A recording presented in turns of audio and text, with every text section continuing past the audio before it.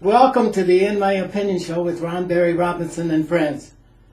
There's no secret that February is the Black History Month in the United States. Most older Black Americans appear to have a preoccupation with Black American history, as it exists in a vacuum, whereas younger Black Americans appear to have little interest or does not get a grasp at all and altogether discount it. Many cultures across the globe are curious about the renewed interest in American history. Many are convinced that others ought to know American history and can benefit by exposure to the Black segment of American history, perhaps because it's so much of the legacy that has made America great.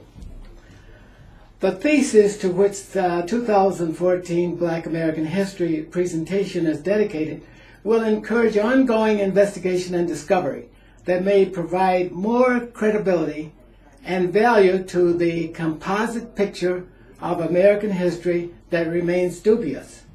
It is the resolution of this writer that Black American history cannot and must not exist in a vacuum or through the eyes of a single subject matter expert. It is necessary that both points of view be observed, both from the researcher and his critics. This hypothesis predicts that American history is distorted in two ways. First, there are those Black Americans who believe that Black American history is more noble than it really is. And then there are those who believe that Black American history is a platform for secondary citizenship and a role to subserviency. This debate will lead to a conclusion only when enough resolve, enough struggle, and evidence is made to prove this hypothesis wrong or false.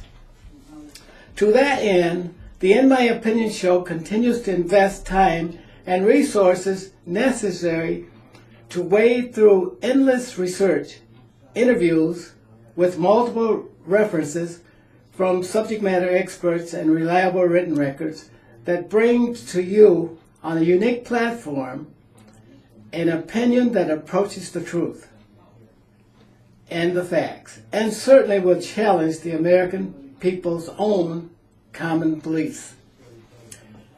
Today I have a very prominent local Black American who has written a book and has seen history grow and live.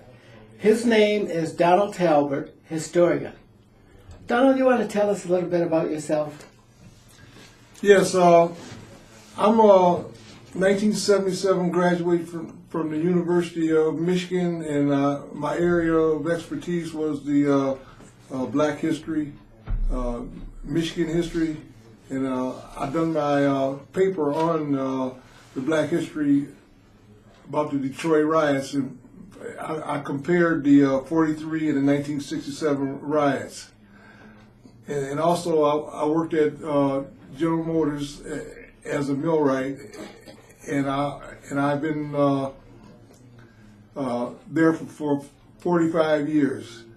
And after I left there, I continued to work with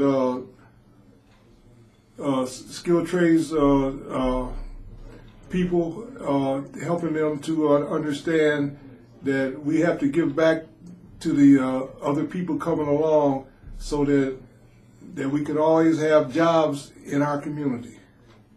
Well, thank you, Don. That was a great introduction. We got a lot of material to cover today, so I want to flow through this, and we should have fun, and I hope that the audience will really enjoy our comments today and certainly learn something from them, because I know that you have a lot to offer. You're one of those historians and observers who really have lived a portion of the history. You can, as opposed to history that's gone by, where there were no observers, we don't know exactly when the history is verifiable and credible. But you have lived part of your life in a history-making epoch. For example, you were in Vietnam, right? Correct. Here's what I want to ask you to begin with. Why did it take Black Americans so many years to recognize that we had people in past generation, in the past century, that were worthy of being remembered as a part of American history? I can think of Tubman. I can think of Douglas. I can think of Dred Scott, many of those. Why did it take so long for us to come to grips with the idea that we need to recognize these people who had contributed so much? Well, there was some attempts to do this through the black media, but actually a lot of that got distorted because of the fact that nobody was really keeping track of who was doing great things in our community. And one of the things that I saw was that the UAW, which I was a part of for 45 years, they had a great role in our history, and a lot of people don't realize it. But the civil rights movement and the sit-down strike, they grew together after the union movement got started. And well, we're going to come back to that. Okay. I want to hold that for a while. I want to come back to it. But what should Black history teach young Black Americans, or the Americans of this generation, about preparing for the future? What should that teach us? We should have learned something that should teach us something and foreshadow or forecast. Well, what it should teach us, and what we need to learn, is that everything that we're doing right now, most of it has been done in the past through past history, and it only takes somebody a little effort to go back and see what happened during the 50s, 60s, and 70s in our community. You know, how we treated each other, how we got jobs, how we went to school, and that should be a starting point for the future generations. But somehow or another, we don't seem to have gotten past each other not telling, our stories. Okay. Now, we teach Black history in schools today, and it's been my experience that young Black Americans, I happened to observe a teacher as she was giving directions to a class, and she had found out that the class had not responded to the instructions, and they were doing Harlem Renaissance. And if you know anything about history, anybody who knows a little bit about history knows that anytime you talk about Harlem, you're basically talking about a Black culture, right? Right.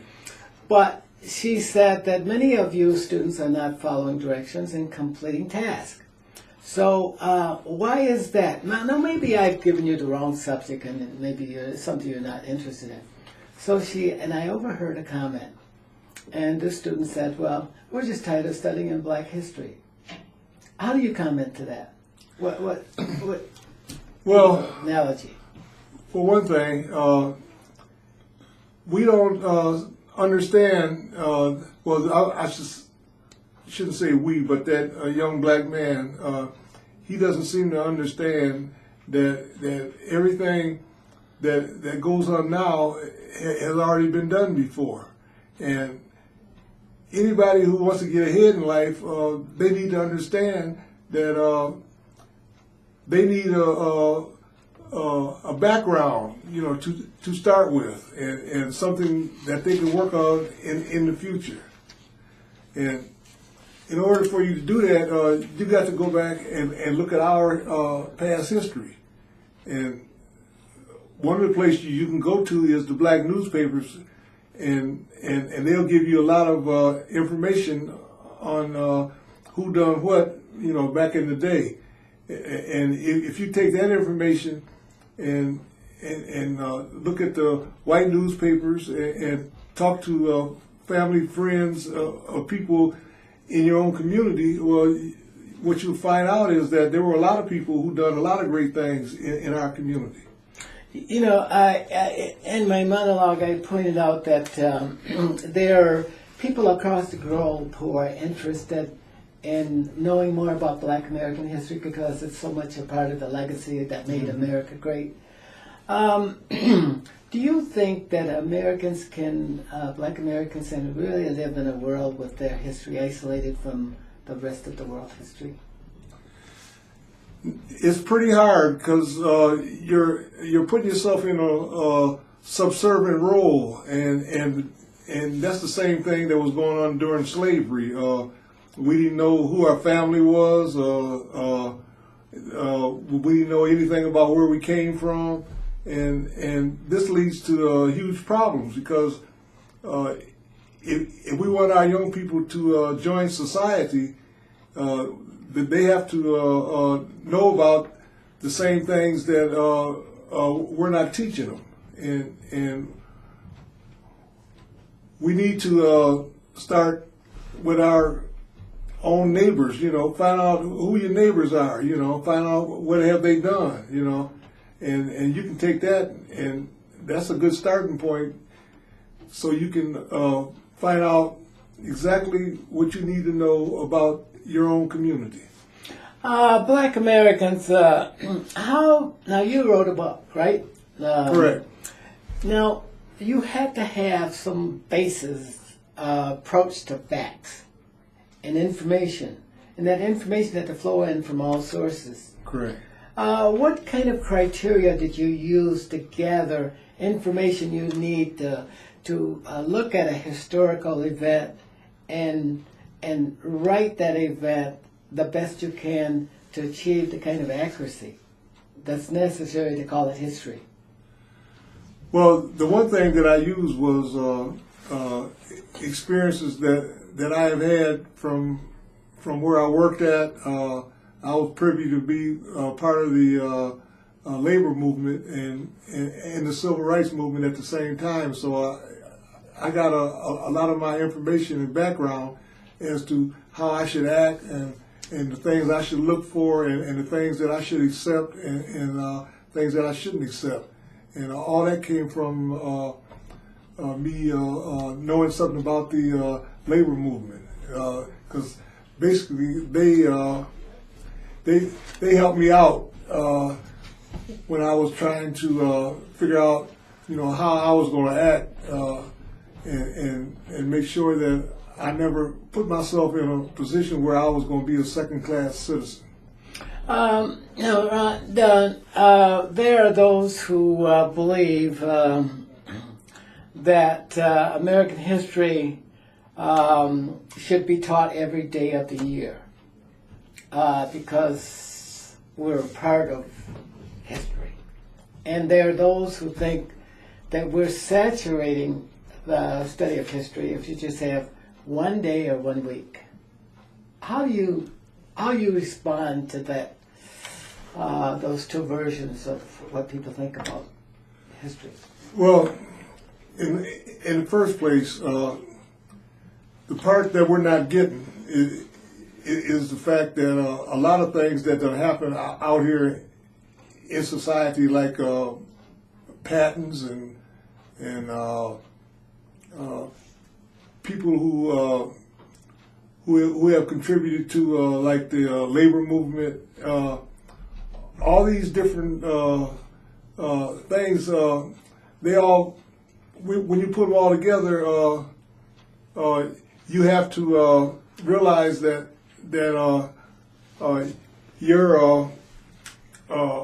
you're part of this movement.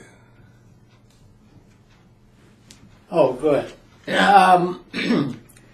Why do Black American actors and authors seem to have a preoccupation with foreign history, African history, and put a lot less effort on American history? Why is that? Well, one of the things that I can see is that we tend to overlook Black history because a lot of people figure that we're not paying the bills, and so they tend to want to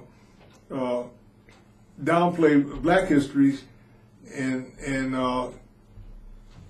put us on the back burner when actually we should be on the front burner because Black Americans have contributed greatly to this society. Who wants to put us in the back burner? Who is that? The media, for one thing, and we have some blacks who feel the same way because they don't want nobody to see what's going on in our own community, and I never did understand that, but that's one of the things that we're fighting against right now, recognition. Can you think of looking at the Black history in a practical way? Can you think of two movies? One that displays accuracy in how it depicts Black Americans in roles in historic events, and one that pits them in a negative role that's not true. Can you think of one incident for both of those instances? Well, yes, I think the Butler was one of them. They tended to make the blacks seem like they was more worried about what went on in the white community than they did their own community, and I realized that they had to work and survive, but I just thought that movie it didn't really help younger Black folks understand our role here in America, because that was a time of slavery, and I thought that they would have been better served if they had showed blacks about the union movement. Now that's a classic case right there that no movies have been made about that, and that's where Black folks really shined at. Well, remember, movies are art forms. All it does is take and create a circumstance at a time that may have been a long time ago. Say in this case, for example, my favorite movie is Lincoln. That's one of my favorite movies. And I saw Lincoln, and I was impressed with how realistic that was. When the senator said, "Sir, do you mean that the ends are equal to us?" Mm-hmm. That's what they did. That was the real history issuing forth. And I thought that was a great depiction. For me, that was art. And I love to see art as it ought to be, as it should be in realistic history settings. But they didn't have to sweeten that up for me because it would have been a disbelievable situation. I saw The Band of Angels, and I think that was about the Civil War, and I think that was Sidney Poitier. That was a realistic one too. And I saw, and I thought Driving Miss Daisy, that was the one that you mentioned. Did you mention Driving Miss Daisy? No, I mentioned. The Butler. Yeah, the Butler. Yeah, well, those were taken in circumstances when this is how people behaved. Right. But even in those circumstances, there is something noble about even slaves. you either decide you like the slave or you don't like the slave. And in certain circumstances, like in Gone with the Wind, did I like the maid of the house? Yes, I did. Did I like the lady that she took care of it? Yes. Did I like Red Butler? Yes, I did. I think that was his name. But those are people I thought that did a great job in just depicting history the way it was, and in a noble way that made African Americans look noble. So, could you give us an idea of where should we go from here? Now that we have Black American, you assume that the playing field is level, okay? And we're moving in, a couple things going to happen here very quickly. We're going to have a paradigm shift in which there are going to be a redistribution of the population by race and culture. Now what we've learned, if we assume that this playing field is leveling out, what would you teach the young people in the X and Y generation today? And those are probably those who were born in the 90s and those who were born 10 years later. What would you teach those kids? What would you have them do to prepare themselves for multiculturalism? Well, one of the pluralism. things, pluralism. Well, one of the things that I would teach them is like the book that I wrote. You know, I portrayed myself as an individual and not a victim. We shouldn't always portray black people as victims, because what that does is that gives the younger folks inferiority complex, and they deserve to see something other than us being victims. You know. Now, there have been a few movies out that have portrayed us as something else, but a lot of them they made fun of during the 1970s and 80s when they come out with all these Superfly movies, you know. And I think that if they could have tweaked that to make those folks to be prominent citizens, then that would have been more realistic, you know, in our community, because we didn't want all our kids growing up being Superfly, you know. Yeah, I remember that. That was a productive area and didn't lead to the growth in our culture at all. Right. That was just buffoonerism. But let me go back to 1941. Now, let's say it's December 7th, 1941. We are now bombed at Pearl Harbor. And all of a sudden, the war effort pulled a lot of African American men out of their circumstance and put them into the war effort. And then the rest of the family kind of moved away from home, and they went to the north and worked to help the war effort in industrial plants like automobile plants and tank plants and so on and so forth. And now, when they went to work, this is where you talked about the union shop and stuff like that, that started in 1937. Now they began to work side by side by a fellow white. Right. The fellow white was earning union wages, right? Right. Now, the black person who stood side by side doing the same job, did you get the same pay? Well, it started out that they didn't, but thanks to people, some of the shop committee from Local 599, and because we had most of the government jobs here, making parts for airplanes and tanks, thanks to our local and President Roosevelt, he told the General Motors and all these other big plants that was making that had government contracts that they had to pay the blacks the same salary, and that's what Did you started research out. that, or was that written in the union contract? That was Well, in the union contract. If right. you had union wages, you signed that you agreed to work for the union, you were guaranteed the same pay, right? Right, But these black people at those days got the same pay as whites, right? right, Okay, that means that they moved into the middle class back in 1941, right? right, Because whites at that time were considered, if you worked for the plants, automobile plants, you were in the top 10% of the highest wage earners in the world. right. Then that was the emergence of the black middle class. Why did it take so long for America to recognize this black middle class? Why didn't history get that right?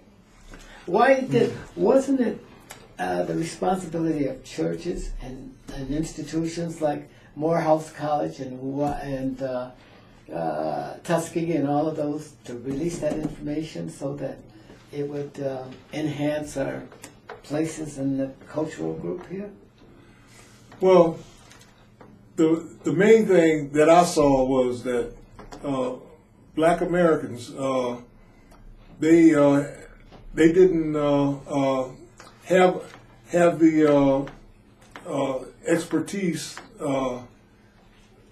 in those different areas to where they could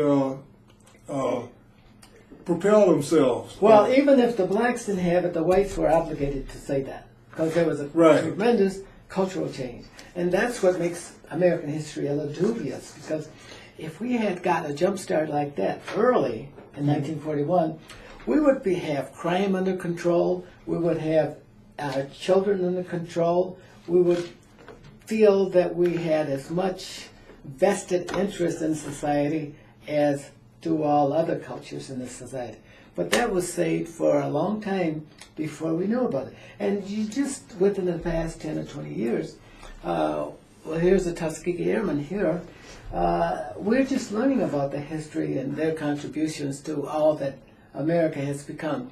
And Abraham Lincoln was a great catalyst, and Barack Obama is still a great catalyst that makes us better. And what words, in the last word, give me 15 minutes, what would you tell the young people today how to get started for the future with all of these great Americans standing behind us? Well, one of the things that I would do is I would tell them that you need to go back and look at the history of Okay, thank you. I got to wind up. Thank you. Well, folks, thank you so much for joining us this afternoon. We've had a great show, and I hope this meant as much to you as it means for Don and me and for the rest of the In My Opinion family. So thank you very much, and we'll see you next time. Stay focused.